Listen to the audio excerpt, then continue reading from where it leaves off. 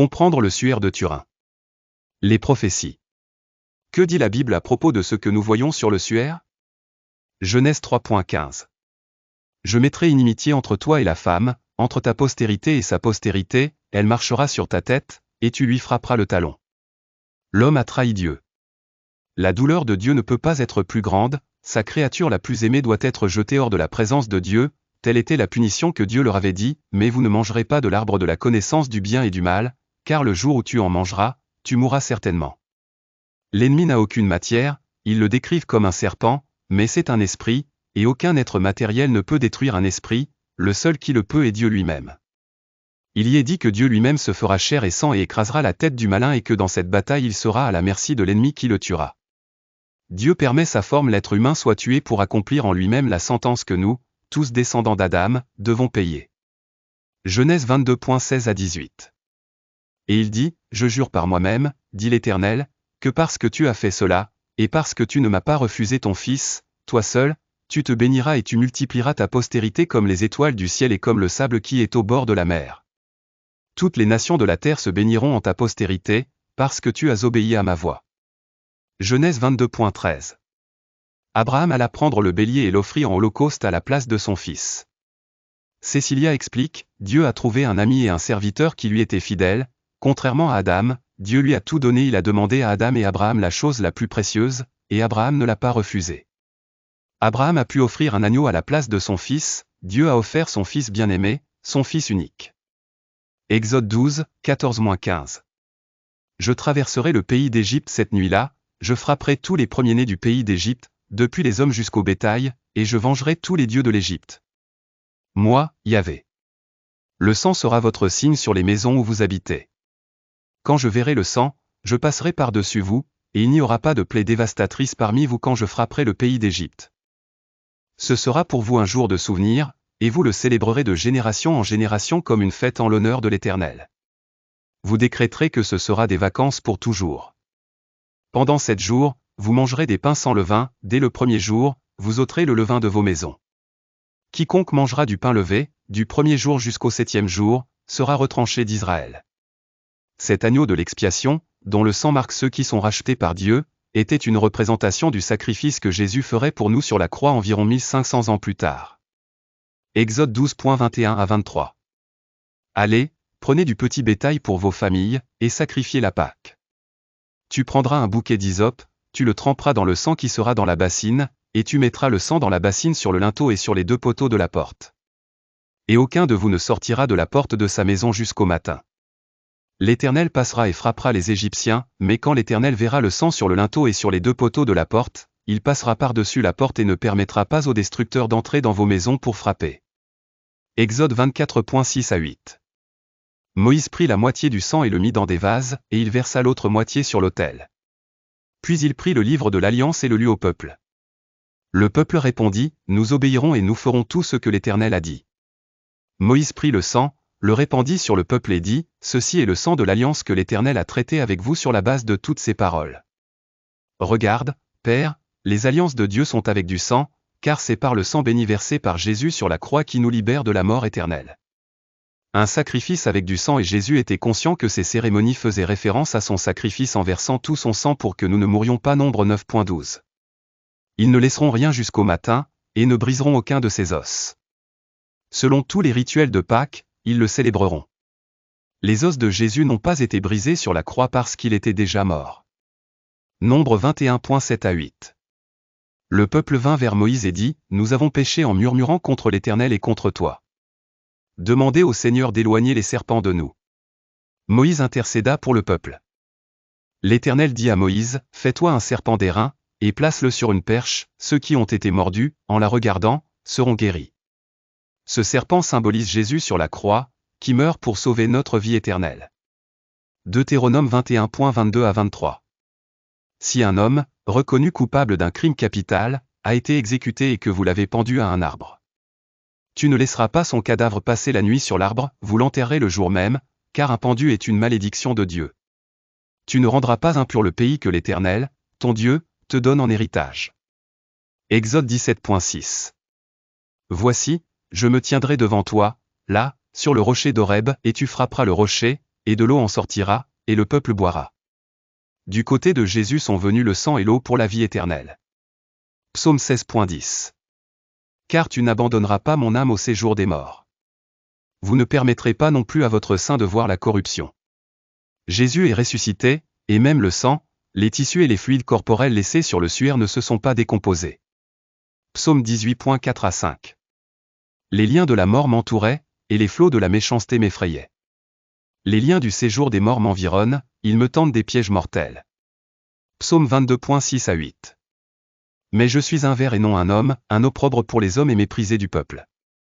Tous ceux qui me voient se moquent de moi, ils étendent la bouche, secouent la tête, et disent, il s'est confié en l'Éternel, qu'il le délivre, sauve-le, car il était content de lui.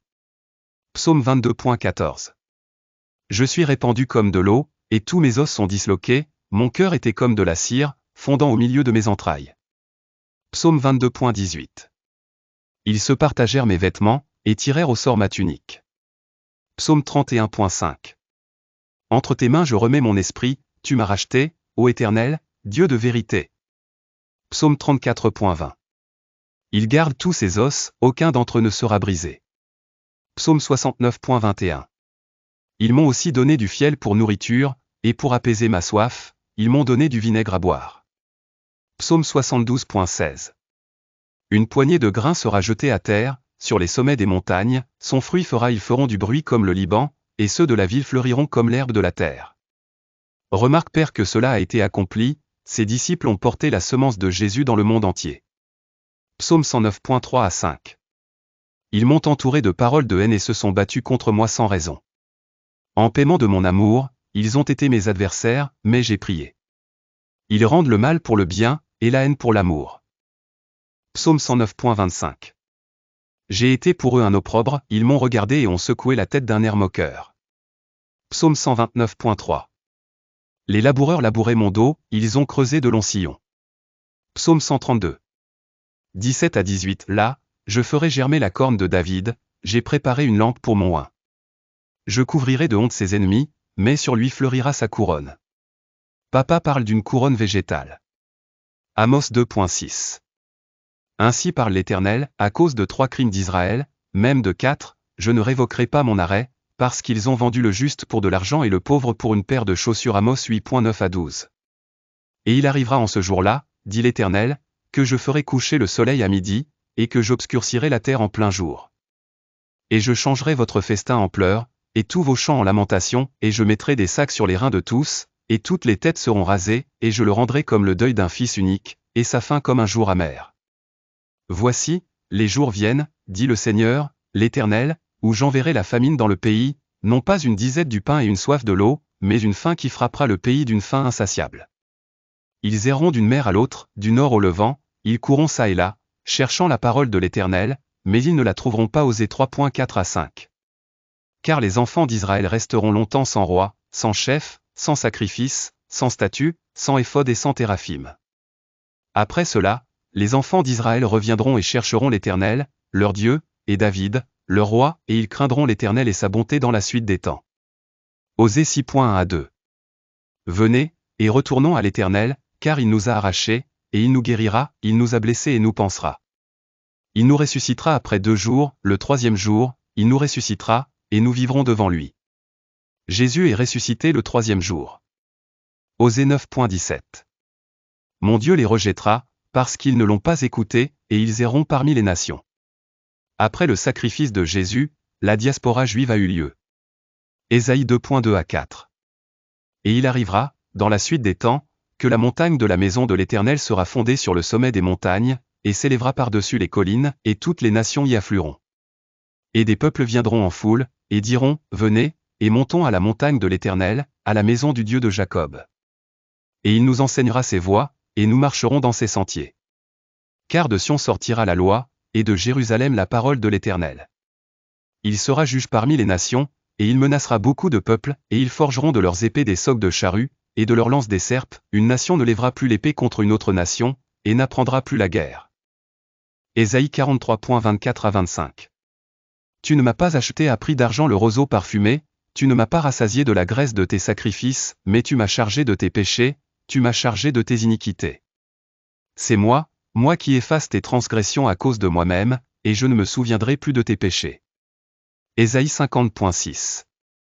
J'ai donné mon corps aux assaillants, et mon joug à ceux qui m'ont arraché la barbe, je n'ai pas caché mon visage aux insultes et aux crachats. Ésaïe 52, 10. L'Éternel a découvert le bras de sa sainteté aux yeux de toutes les nations, et toutes les extrémités de la terre verront le salut de notre Dieu. Ésaïe 52.13 à 14. Voici, mon serviteur prospérera, il sera élevé, et il s'élèvera très haut. Car plusieurs étaient frappés de toi, car son aspect était plus défiguré que celui de n'importe quel homme, et sa beauté plus grande que celle des fils des hommes. Ésaïe 53.2 à 12. Il grandira devant lui comme une tendre plante, comme une racine sortant d'une terre desséchée, il n'y a en lui aucune apparence, ni aucune beauté, nous le verrons, mais sans aucune attirance pour que nous le désirions. Méprisé et abandonné des hommes, homme de douleur et habitué à la souffrance, et nous avons caché nos visages de lui, il a été méprisé, et nous ne l'avons pas estimé. Certainement, ce sont nos souffrances qu'il a portées, c'est de nos douleurs qu'il s'est chargé, et nous l'avons considéré comme puni, frappé de Dieu et affligé. Mais il était blessé pour nos péchés, brisé pour nos iniquités, le châtiment qui nous donne la paix est tombé sur lui, et c'est par ses meurtrissures que nous sommes guéris. Nous étions tous errants comme des brebis, chacun suivait sa propre voie, mais l'Éternel a fait retomber sur lui l'iniquité de nous tous. Il a été maltraité et humilié, et il n'a pas ouvert la bouche, il a été mené comme un agneau à l'abattoir, et comme une brebis se tait devant ceux qui la tondent, ainsi il n'a pas ouvert sa bouche. Il a été emmené en prison et par le procès, et sa génération, qui le dira? Car il a été retranché de la terre des vivants, c'est à cause des péchés de mon peuple qu'il a été frappé. Et son sépulcre fut fait avec les méchants, mais avec les riches lors de sa mort, bien qu'il n'ait commis aucun mal, et qu'il n'y ait eu aucune fraude dans sa bouche. Mais il plut au Seigneur de le briser en le faisant souffrir. Lorsqu'il aura livré sa vie en sacrifice pour le péché, il verra une postérité, il prolongera ses jours, et le bienveillant de l'Éternel prospérera entre ses mains. Il verra le fruit du travail de son âme et sera satisfait, par sa connaissance, mon serviteur juste justifiera beaucoup d'hommes, et portera leurs iniquités. C'est pourquoi je lui donnerai sa part avec les grands, et il partagera le butin avec les puissants, parce qu'il a livré son âme à la mort, et qu'il a été mis au nombre des malfaiteurs, qu'il a porté les péchés de plusieurs, et qu'il a intercédé pour les malfaiteurs. Michée 5.1. Entoure-toi maintenant de murs, fille de guerrier, ils nous ont assiégés, ils frapperont le juge d'Israël sur la joue avec une verge. Ésaïe 9.4 à 7. Car tu as brisé son joug pesant, le bâton de son épaule, et le sceptre de son oppresseur, comme au jour de Madian. Car chaque chaussure qu'un guerrier porte dans le tumulte de la bataille, et chaque manteau roulé dans le sang, seront brûlés, comme du combustible pour le feu. Car un enfant nous est né, un fils nous est donné, et la domination reposera sur son épaule. Et on l'appellera admirable, conseiller, Dieu puissant, Père éternel, Prince de la paix. D'une domination croissante, et d'une paix sans fin au trône de David et à son royaume, l'affermant et le soutenant par le droit et par la justice, dès maintenant et à jamais. Le sceau de l'Éternel des armées fera cela. Ésaïe 65.1 à 2. J'ai été recherché par ceux qui ne m'ont pas demandé, j'ai été trouvé par ceux qui ne me cherchaient pas. J'ai dit aux gens qui n'invoquaient pas mon nom, me voici, me voici. J'ai tendu mes mains tout le jour vers un peuple rebelle, qui marche dans une voie qui n'est pas bonne, au gré de ses pensées. Jésus a étendu ses bras toute la journée sur la croix. Jérémie 11.18 à 19. Et j'étais comme un agneau innocent qu'on mène à la tuerie, car je ne comprenais pas qu'il méditait des complots contre moi, en disant, détruisons l'arbre avec son fruit, et retranchons-le de la terre des vivants, afin que son nom ne soit plus rappelé. Ézéchiel 17.24. Et tous les arbres des champs sauront que moi, l'Éternel, j'ai abaissé l'arbre élevé, et j'ai élevé l'arbre abaissé, j'ai desséché l'arbre vert, et j'ai fait verdir l'arbre sec. Moi, le Seigneur, je l'ai dit et je le ferai. Ici, Dieu parle de la résurrection de Jésus. Zacharie 11, 12-13. Et je leur dis, si cela vous semble bon, donnez-moi mon salaire, et sinon, laisse-le. Et ils pesèrent pour mon salaire 30 pièces d'argent. Et l'Éternel me dit, jette-le dans la maison du trésor, ils m'ont fait un très beau prix. Et je pris les 30 pièces d'argent, et je les jetai dans le trésor de la maison de l'Éternel. Zacharie 12, 10-14. Je répandrai sur la maison de David et sur les habitants de Jérusalem un esprit de grâce et de supplication, et ils regarderont celui qu'ils ont percé, et ils pleureront sur lui comme on pleure sur un fils unique, et ils seront dans l'angoisse comme on pleure sur un premier-né. En ce jour-là, Il y aura un grand deuil à Jérusalem, comme le deuil d'Adadrimon dans la vallée de Megiddo.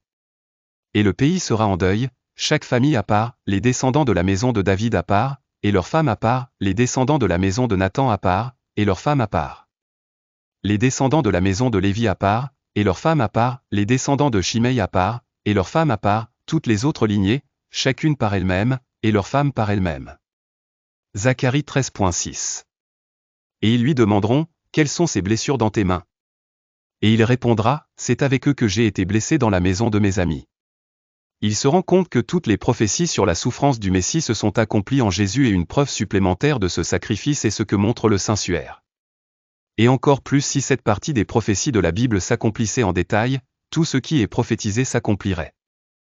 Si vous avez apprécié notre vidéo, vous nous seriez très utile en l'aimant, en vous abonnant à la chaîne et en activant la cloche.